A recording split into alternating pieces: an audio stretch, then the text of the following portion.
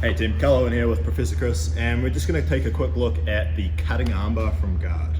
All right, this is a really great straight arm attack, but it requires like a little bit of finesse to get it. The angle can be quite specific, so it's probably more like an intermediate level move.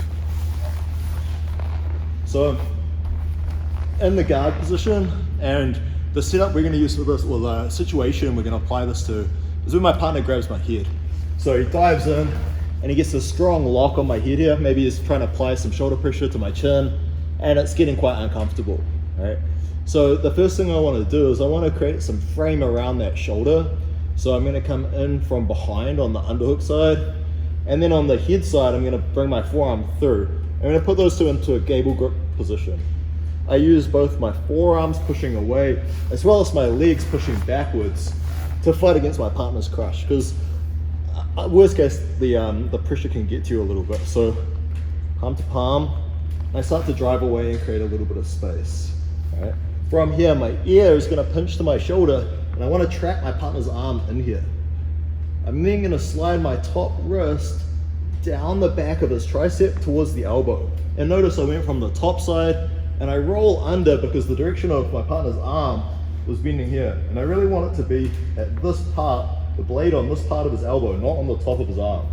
So although I start on the top, as I stretch out, I come down and I find the angle on his elbow, and then I roll that over to make his arm rotate slightly so that my wrist can be on the top side, and then pull vertically straight down against his elbow. Oh, missed my spot. Pull down until he taps.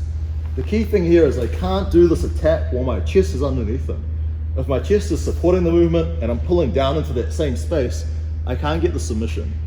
So I need to rotate out a little bit so there's a bit of hollow underneath me. Then as I pull down, it becomes easier for me to attack the submission. You can do that with a variety of different grips here. You could be gable with the wrist on the top. You can slide your arm all the way through and use the nook or crook of your elbow and bicep to apply that.